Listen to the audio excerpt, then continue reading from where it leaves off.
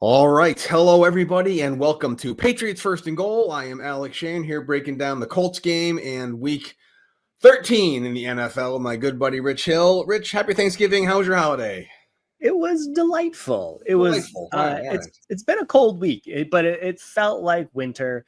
And I'd say from a game perspective, I'm pretty happy with how the whole week turned out in general. I don't know. It's a little bit of a disappointing way to end, but the food was delightful. How was yours?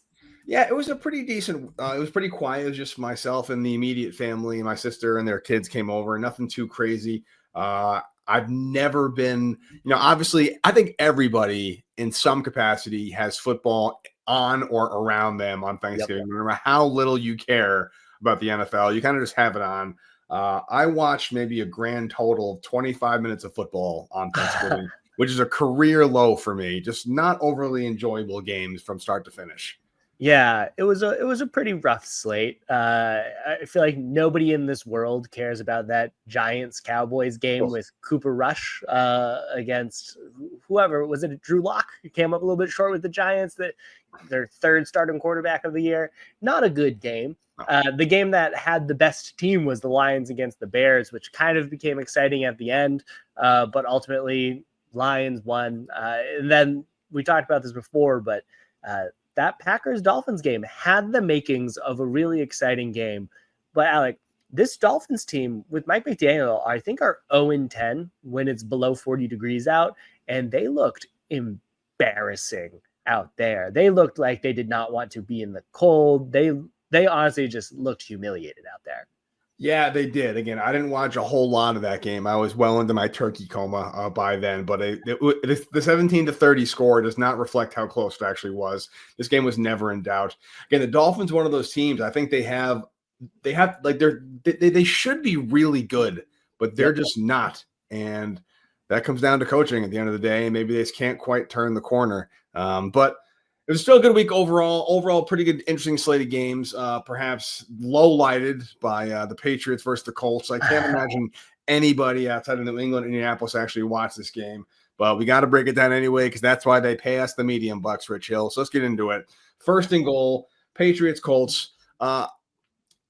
People are going to badmouth this game, how the Patriots blew the game and blah, blah, blah. But the defense, look, if you give up a 19-play, 80-yard drive to close the game out, there's really no coming back from that. And there's nothing I can say to spin it as anything remotely positive.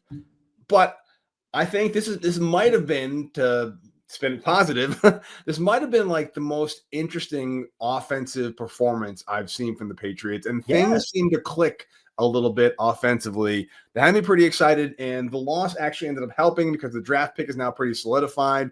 They would have dropped to like 11th, I think, in the draft order if they'd won this game. So now they're at 4th overall. So the loss I don't really care about. The defense is a mess, but the offense looked pretty decent overall. Yeah, I agree. And I mean, what is our goal here? Our goal is not to make the playoffs this year. The goal is to have Drake May get a little bit better every single week, for the offense to look a little bit better. I trust that eventually the defense will figure itself out. Maybe they put Brian Belichick in charge and it'll be okay. But the way that the Patriots started this one was with 3 really good drives out of 4 of them. They had one that was the start of an interception that didn't lead to, got 6 yards and a field goal out of it. But they had 3 really good drives: a 60-yarder that led to a field goal, a 57-yard drive that led to a field goal, and then a 70-yard touchdown. They got another 51-yard drive that led to a missed field goal. And then you had that just really disappointing and frustrating interception in the end zone, essentially, to start off the third quarter. And then they got a touchdown after that. So effectively, they started the game with 7 straight drives into scoring position. That is what it's about. Yep. That is great. This was literally the best performance they had on offense the entire year. And it's one that I'll take. Obviously, you'd like to see them finish drives. You'd like to have them a little bit better in the red zone. But we can talk about this next, too. I think that this was the best version of the Patriots offense. And they just simply don't have the talent to get over the hump. And that's just the fact of the roster, not something about coaching or the players not doing something right. Yeah, I mean, I really can't put this loss on the coaching staff. I mean, ultimately, I absolutely love the call to go for 2 at the end of that game Yeah. there. That was a great call. Really, I don't like how basically Richardson just ran it down their throat. It's very emasculating to lose that way, but I love the call. I'm not putting this loss on the coaching staff at all. I think that I think they ran for 200 yards on the ground. Like 6 different Patriots caught a pass. Drake May looked great. That interception wasn't his fault. I feel like every game he makes this play where a receiver, like I think in this game, it was to Booty, I believe, just an unbelievable rollout and throw into double coverage in the end zone that the receiver catches, but he's like out of bounds or like one. He's just displaying just an absurd level of talent, and he's getting better each and every week. And if it's a game where, look, you miss a 25-yard field goal and like there's a weird bobble at the goal line, sometimes that just happens and you're on the wrong end of the football, guys. And this is one of those games, 2 really bad teams at similar talent levels. And the Patriots made basically one more mistake than the Colts did. I mean, Joey Sly makes that 25-yard kick. Patriots win this game, and that's all they can do about it. I agree. The defense is going to figure it out. I think I'm not as worried about them as other people are. I know a lot of folks had this as the last winnable game on the calendar. They have the Bills twice, the Cardinals and the Chargers coming up, not in that order, but a much better teams than the Colts. But overall, I think I got a lot more out of this game than games past. I agree. I think I still believe that the coaches are a problem. I still think fundamentally that if this team is going to take the next step in 2025 and beyond, I don't trust this coaching staff. But what I do trust is that Drake May is the answer. And that is a huge thing, because when we talk about this entire year, the goal is to have that improvement, to see if you have that guy. And then you'll have everyone around the league say, I think he's the guy. I think that he's the guy that free agents will say, I want to go play with him. I think that he could be a piece of something special. You see what he does out there. What they have to do, pretty simple. Get an offensive line, get a blue chip receiver, whether it's a tight end or a wide receiver. That's the answer. That is what they need to go from being this middling, 20th ranked offense with Drake May to being an above average offense. The defensive side of it, you lost the best defensive mind in football history. You're going to have a bit of a setback. They're going to learn. They're going to improve. I think it's a little bit easier to solve that. They've missed Bentley and Barmore and a bunch of key players throughout the entire year. Obvious holes. But I think the entire point of this season was to see if Drake May was the answer. And I think we have that question answered so far. I agree with that, but to keep it as negative as possible, what do you think overall? Obviously, it's 1 year and it's 13 weeks in. Drake May is legit.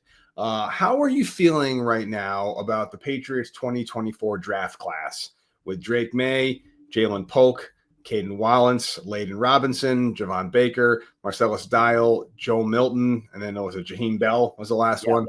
How are you feeling about the draft class as a whole, Drake May aside? Yeah, I mean, it's not great. But think back to the Tom Brady draft. Like, how did we feel about that? Like, I'm pulling it up right now. This is the list of who they got in the Tom Brady draft. You have Adrian Clem, who was solid. Yep. J.R. Redmond had a role. Might be a little bit more of a dream at this point in time. He had barely over 1,000 yards as the 3rd round pick. Greg Randall, a bunch of nobodies, and Tom Brady. So long as you hit that quarterback position, you could get a middling talent and no one's going to care. You're just going to know that you got that quarterback position. Obviously, to make the team stronger, you're going to want to hit in more places than just the quarterback. And everywhere else has been very disappointing. I think obviously Wallace has been hurt. Can't do anything about that. Robinson's been a disappointment. Baker's been a disappointment. Polk's been a disappointment. Everyone else is just a lottery pick. It doesn't really matter at that point. What you need to have is at least one of those other players step up, because that's important for the offense. It removes one of the holes at the important positions, right? We need a blue chip player on offense as a receiver, and you need to improve the offensive line. That's 4 players right there that could solve some of those challenges.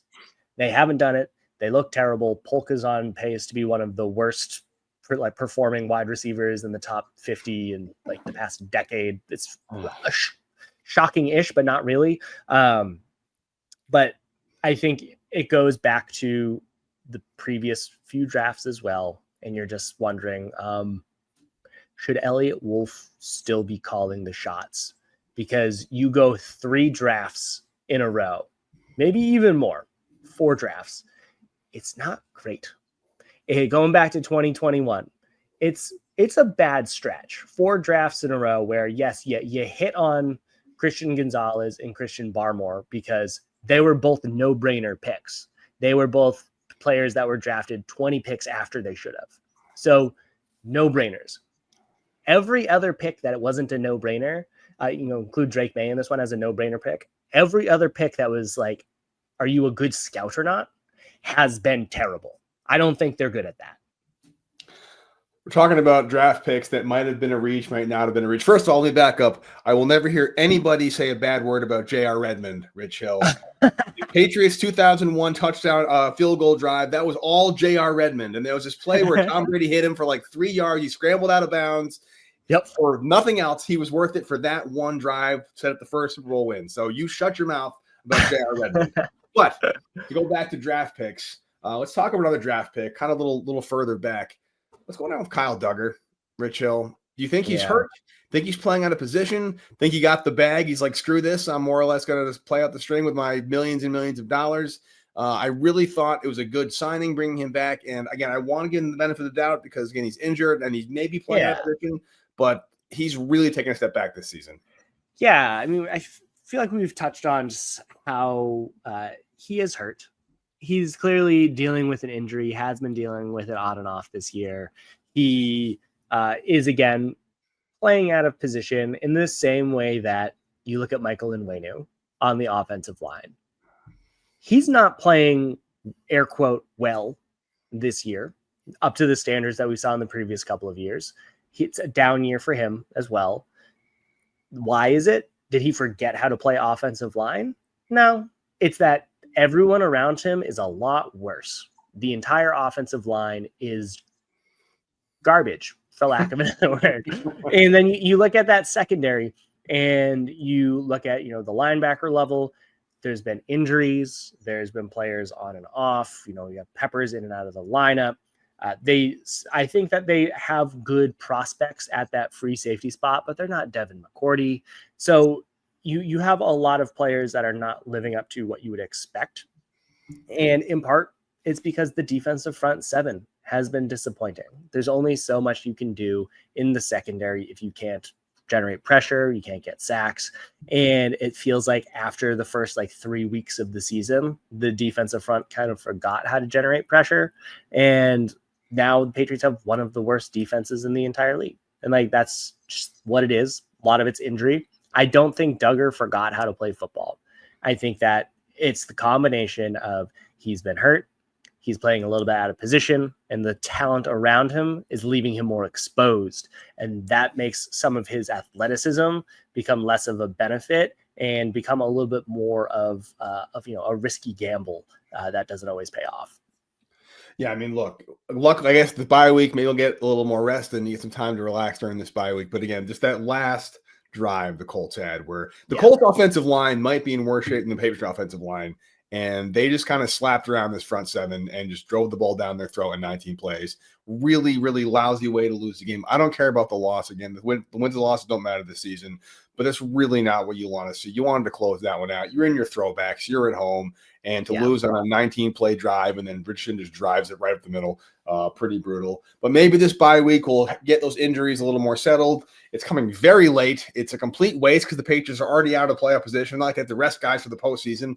They're coming back for 4 more games. Kind of weird. Do not like the Week 14 bye. I think it might be even worse than the Week 4 bye, honestly, in retrospect. At least in Week 4, you get guys for an important part of the season. Now it's kind of just playing out the string. But anyway, we got a bye week this week. We're still watching football. Let's go to second and goal, Rich Hill. If Patriots are off this week, are you going to watch any football at all in Week 14? And if so, which games are you going to pay attention to? Great question. I'd honestly TBD. TBD on this one. Maybe I will also take a bye week, just like the Patriots are. I feel like this is a situation where I don't know how many must-watch teams there are. We're down the final stretch of the year, final 5-ish weeks. There's some good divisional games. You have Packers, Lions, two of the best teams in the NFC. But then it's a bunch of games that I'm like, I don't necessarily care how they're going to perform, right? Like, I want the Bills are the favorite in the AFC division rival. They're playing the Rams. Is that a matchup that like really excites me on this one? I don't know. I think what will likely happen, the game of the week will be the Chargers at the Chiefs, and the Chargers will win this one just because that's what happens. The Chiefs continue to be the luckiest team I've ever seen in NFL history. They beat the Raiders last week on a botched snap when the Raiders were in scoring position, only needing a field goal to win. They are a cat with 9 lives, and they've lost 10 of them. It's unreal how many times they've managed to get away with it. It's gonna come. The debt collector will arrive. The Chiefs' luck will run out. They're not going to repeat it this year. I hope I don't eat these words, but I think that the Chargers are going to find a way to beat the Chiefs. Yeah, Chiefs Chargers is probably the only game I will have. I'll have it like on the TV on Sunday night while I am doing stuff, getting ready for the week. I don't think I'm going to sit down and watch any of these games. There are none of them that are exciting to me. Maybe Jets Dolphins has some intrigue as the AFC East. The Jets are also out of the playoffs. The Dolphins need to bounce back after that Packers debacle, but there really isn't a matchup here where I'm like, oh, this is going to be awesome. Everyone's banged up. There's really no dominant team this year. I guess Packers Lions tonight could be a good one, but that's on Amazon Prime, and I don't get Amazon Prime, so I couldn't watch it if I wanted to. So that's the end of that one. I am looking forward to a week of no football with Chill, because even though I am having fun with this team, I'm enjoying watching this team develop. All these losses pile up, and it's kind of just nice to. I know for a fact we're not going to come back on here next week and break down the latest Patriots loss, and that's a nice psychological advantage I'm going to take advantage of this last bye week. Anyway, let's go on, talk about the bye week, what the plans are on 3rd and goal after this. What's up, guys? Alec Shane here from Patriots First and Goal. Excited to tell you all about Prize Picks. Prize Picks is the best place to get real money sports action. With over 10 million members and billions of dollars in awarded winnings, Prize Picks has made daily fantasy sports accessible to all. You just pick more or less on at least 2 players for a shot to win up to 100 times your cash. So run your game all season long on Prize Picks. Prize Picks puts their members first, so all withdrawals are fast, safe, and secure. That means when my picks hit, I can get my money in as little as 15 minutes. Plus, if you sign up today, you get $50 instantly when you play $5. You don't even need to win to receive that $50 bonus. It is guaranteed. Think James Cook will get more than 60 yards this week?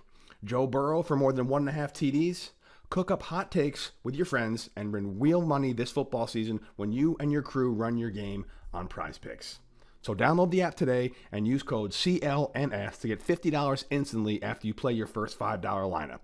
Again, download the app today and use code CLNS to get $50 instantly after you play your first $5 lineup. Prize Picks. Run your game. All right, Rich Hill. So it is the bye week. Obviously, there's not like any kind of postseason preparation. We're not resting guys for the playoff push. The Patriots are already out of it. The Colts loss combined with a couple of things around the league in week 13 knocked them out mathematically. They're not going to be in the postseason. That's fine. We weren't expecting that. Given this bye week is late, given that there's really nothing to play for, what are you hoping this team does internally with this time off to come back and close out the last 4 games of the season?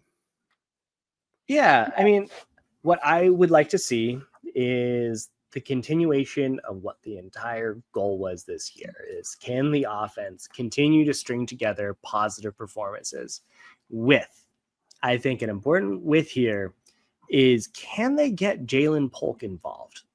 Can they do it or pass it over to Baker?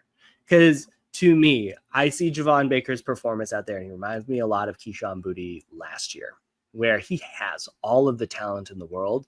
The coaches just aren't letting him get the opportunity to do anything with it. But what happened with Boutte is that he would never do anything to warrant getting the playing time. They gave him like a couple drives, and then lo and behold, he caught everything that went his way. His role grew. He's now the top receiver on the team from a snap rate perspective. I think Baker would do something similar. He is someone that looked like Brandon Marshall when he was in college. He has the big catch ability that Drake May needs out there. I think they need to get one of them to just be really involved. And I don't think they need to like necessarily rest some of their starters or anything like that. Like, I think Kendrick Bourne continues to be an important part of Drake May's development, because I think Kendrick Bourne can be a part of this future. You know, he's only 29. I think he can be a big part of Drake May's progression and development. So there's no need to sit anyone that's currently on the roster because like, oh, they're old and maybe they're not going to be here next year or be a contributing factor. But what they do have to do is find a way to get Polk involved, or else he's not going to recover. There are no receivers really that come back from a rookie season as bad as Polk's has been to be a productive receiver in the NFL. So what they need to do is either say, figure it out over these final 4 weeks, or we're going to just move on, because there's no point in trying to continue to salvage that, because it's been such a bad mix there. But I think they just need to figure out, how can we continue to get our young draft picks to see if they are really part of the answer, or do we need to go back to the well in free agency? Which they very well might. Yeah, I mean, the real problem is, you see receivers, Jacoby Myers, Pop Douglas. You see guys, McConkey over in LA. Guys, they can come in, they either they get it or they don't. And you see it all over any position. You can kind of have that argument. These guys, they're making rookie mistakes. Maybe they're making some bad reads, or they run the wrong route here or there. Fine. They either get it or they don't. And Polk isn't getting it. And maybe there's a scenario where he has this massive turnaround in year 2. Like, it happens. But yeah, I mean, I think rookie season's often a really good indicator. It's very rare someone has a nothing rookie season and goes up. You see great rookie seasons go down. That happens all the time because the game tape adds up and the pace kind of catches up to them. But it's a really, I just don't know if like a week is going to make any big difference with Polk. I don't know.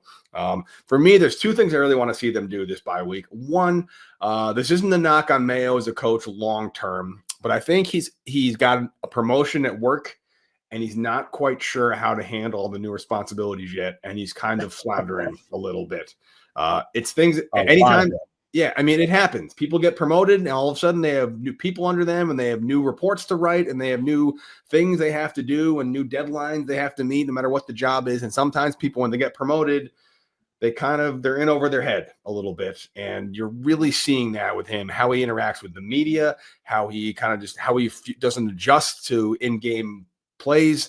He just seems to be in over his head right now.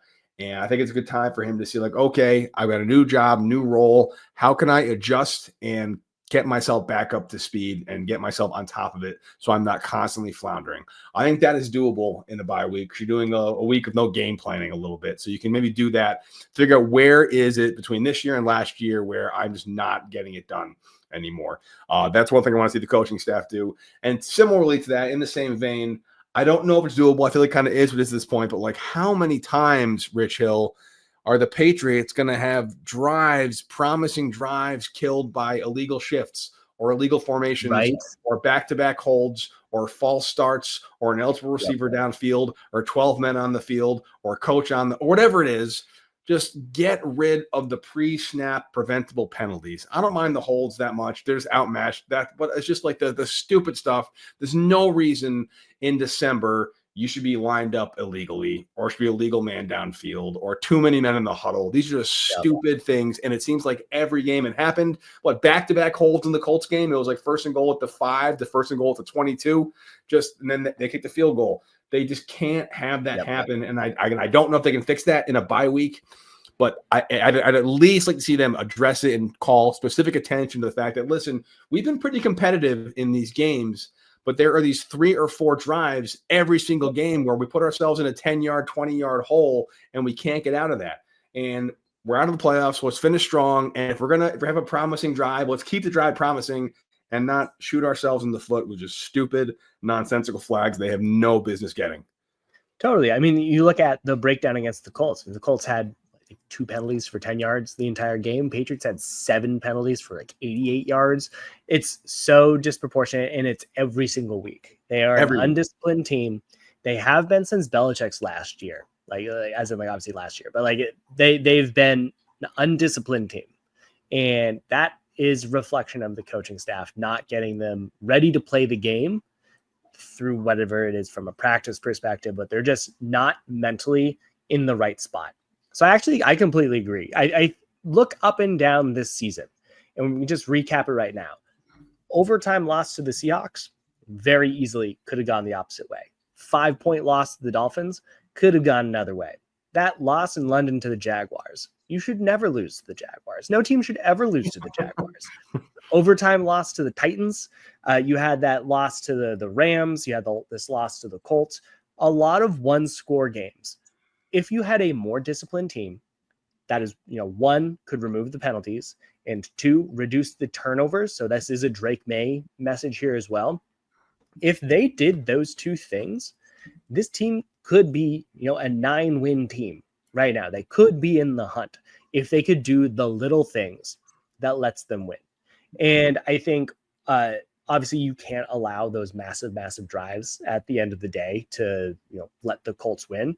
But I also think that this defense hasn't been atrocious, right? Like it's been not great. There's stretches of it being disappointing, but a lot of that is rooted in the offense being bad, putting them in a difficult position to succeed. But this is a complimentary football message. Figure out your pre-snap stuff, reduce your turnovers, and then just settle down. Like players are returning on defense with Barmore. Players are settling into their roles. Gonzalez continues to be an all-pro caliber cornerback out there. You have all of the pieces. Just figure out who can be a part of the future. Don't have the expectation that you're going to pitch a shutout every single time, and just do the little things well. And I think that this team could take that next step forward if the coaches can keep their focus on those things. We just haven't seen it to date. And again, I think those things are not fixable in a bye week, but you can really focus on them during the bye week because you have that time off to not have to prep for one particular game and do the game planning, watching the film, and thinking about how you're going to beat one team. So I'd be very curious to see how they take these couple of days, get healthy, and turn their focus toward the last 4 games of the season. So you want to go to the big game. You're looking for tickets. Souths, Bruins, BC. You want to see what's going on. Maybe you want to go see a show, right? Go check out some music. How about a little culture? So all you have to do is go to Game Time. That's it. Download the Game Time app, and they've got a new feature called Game Time Picks that makes getting tickets to see your favorite teams play live even easier. Game Time Picks filters out the fluff to show you how incredible the deals that you can get on great seats, so you don't have to waste time searching through thousands of tickets and going through different websites. So use the Game Time app, customize your spot. So you just pop up your screen after you hit the app knows what you want. It reads your mind. It's going to give you what you want right there in front of you. Guaranteed deals that make it easier to find the best price on great seats. You got the super deal. Seat views before you can buy. All right, so you click on the ticket. You want to go see the Bruins. You're going to get a chance to look at the ice, to see the angle of the ice as if you were there, so you'll know if you want to buy the tickets. All in pricing. This feature shows you totally upfront how much it's going to cost you with no surprise fees at checkout. Lowest price guarantee. Game Time will credit you 110% of the difference. So download the Game Time app, create an account, and use code CLNS for $20 off your first purchase. Terms apply. Again, create an account, redeem code CLNS for $20 off. Download Game Time today. What time is it? It's game time. Which is a good tradition to 4th and goal, Rich Hill. It is the home stretch. The Patriots have 4 games left. They are on the road the next 2, Arizona and Buffalo. Then they close out against the Chargers and the Bills again at home. There's a very good chance that Week 18 Bills game is not going to mean the damn thing to Buffalo, so who knows what's going to happen there. I'm not going to ask you to make any predictions because we do that on a week-to-week basis, but what are your overall expectations, let's say, for these last 4 games of the season, and what are you hoping to see from this team? Not a lot from an expectation standpoint. If the Patriots sneak out a win over these final 4, I will be surprised. I will be happy about it. I will be surprised, though. My prediction is that Drake May will continue to look like the answer. My expectation is that this team just doesn't have the horses, right? Like this is a team where you look at it and you say, there's no blue chip player at receiver. There is one player who's above average on the offensive line.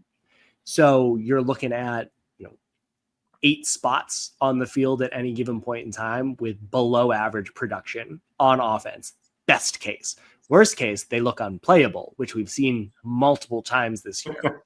And it's just because they don't have the talent.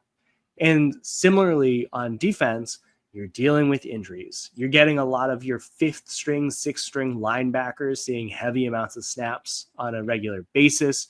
That secondary, as we mentioned earlier, Gonzalez looks great. Everyone else doesn't look that good. And I think in part it's because that defensive front 7 is not performing. And so my expectation or my hope that I would like to see over the final 4 weeks is for Keon White to look good again, because I feel like he's been completely forgettable outside of the Bears game. I feel like he's been completely forgettable over 7 of the past 8 weeks. And you can apply the same thing to Anthony Jennings. You could do the same thing to Godshaw. Love having Barmore back, and I think his return will definitely help everyone else elevate around him. Dietrich Wise has been a ghost. There's been a lot of players on the edge that just haven't been doing anything, and I would like to see a little bit more from them to make the rest of the defense have more opportunity to make plays and have a little bit of an easier time playing defense.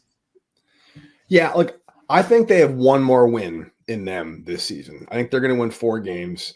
And my expectation or my hope, I guess, I have no expectations either, but my hope for the last 4 games is that win, whenever it comes, is I'll use this term very loosely, but it's like a signature win. It's not some win where like the other team, like, the Bills rest all their starters. And so they kind of just roll.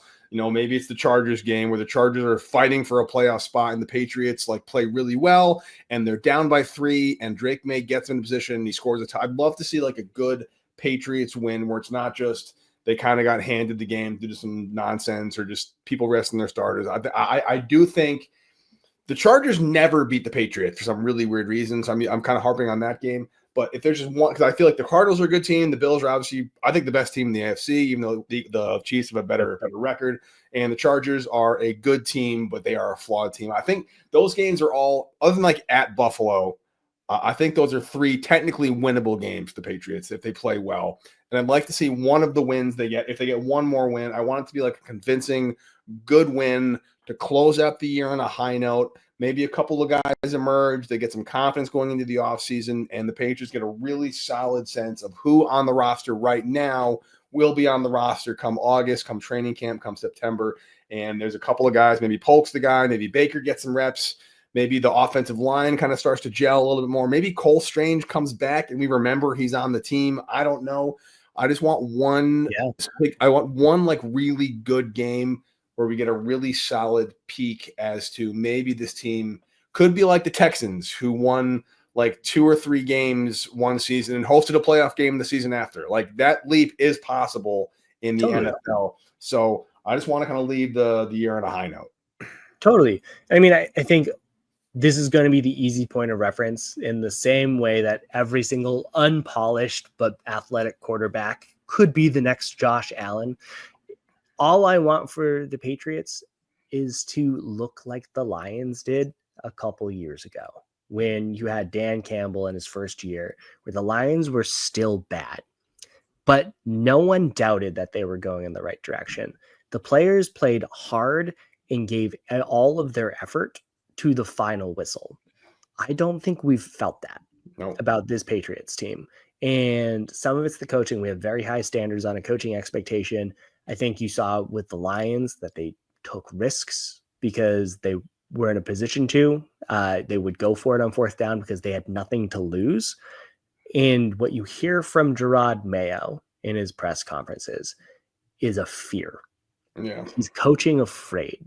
He's going out there saying, we weren't trying to be conservative, but we wanted to have a chance at the end. And you hear that in so many of his decisions, is that they're playing hyper-conservative football, which doesn't make sense for a team that has to pitch a perfect game to be competitive. So what they need to go out there is try and swing and hit home runs and see if the players are capable of doing that, because that is the only way that they can compete.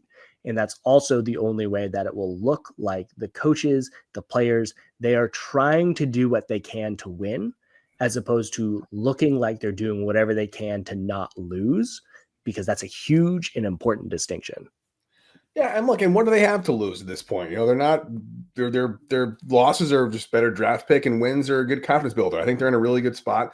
And luckily for the Patriots, this is not a draft where I don't think having like a top 3 draft pick is really important based on the talent they need and who's going to be available. They don't need a quarterback, and this isn't a very quarterback heavy draft class anyway. So if they end up dropping from the 4th overall pick to like the 7th overall pick and get 1 or 2 more wins over the Bills or the Chargers, awesome. I think that has much more value long term in terms of maybe bringing free agents in. You know, people are going to be watching this, and I think one of the problems the Patriots had in 2024 was, Tom Brady was gone, Bill Belichick was gone. No one's coming to Foxboro in December for less money to play with Drake May and Mayo. No one. That narrative is gone. So if the Patriots put some good game tape on there for the T. Higgins out there, or whoever they decide to bring in, whatever the Calvin Ridley, maybe, I don't know, whatever it is, I think that could do a lot more. And I think they can maybe make that happen in the bye week and finish off strong. But anyway, that's kind of all I got for this week, Rich. I'm looking forward to a week off, relax a little bit. Anything else you want to chat about? Or we get the hell out of here? Nope. Let's enjoy the bye week. And Alec, we will talk next week as the Patriots come back and get ready to face the Cardinals. But until next time, Alec, you have a good one. You too, buddy. See ya.